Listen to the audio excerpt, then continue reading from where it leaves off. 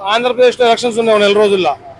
మరి మీ కర్నూలుకు వచ్చేసరికి ఇప్పుడు సిట్టింగ్ ఎమ్మెల్యేని కాదని వైఎస్ఆర్సీపీ వాళ్ళు ఇంతియాజ్ గారిని పక్క కాస్ట్ పెట్టారు. మరి టీడీపీని చూస్తేమో టీజీ భరత్ నిలబడతారు. ఎవరు గెలిస్తే బాగుంటుంది అనుకుంటారు? చంద్రబాబు అసెంబ్లీ ఎందుకంటే పోయి జగన్మోహన్ రెడ్డి వచ్చినారనుకో మాకు ఉసుకే లేకుండా అయిపోయింది, చాలా టైట్ అయిపోయింది. మేము గౌండ పనులు చేస్తాం అట్లా సార్. ఆ టైంలో పోయి 1 గంట వరకు 12 వరకు ఉంటుంటాం.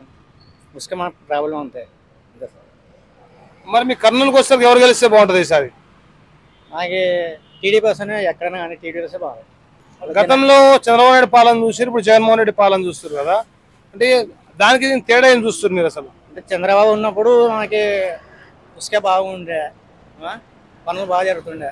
నేను వచ్చినప్పటి నుంచి మాకు పనులు వారంలో 3 రోజులు 4 రోజులు చేస్తున్నాం అంతే. మరి ఇప్పుడు పిల్లలకి అమ్మఒడి ఇస్తూ అంటున్నాడు, మరి మీ అందరికి చేయూతని ఇస్తారు, లోన్లు ఇస్తామని చెప్పి అంటారు, ఇల్లు ఇస్తున్నాం అంటారు. ఏమైనా మీకైనా పథకాలు మీకు అందినాయి అసలు? ఏం అందలేదు సార్ మాకు ఇంతవరకు. మీ పిల్లలకి అమ్మఒడి ఏం రాలేదా ఇప్పుడు దాకా?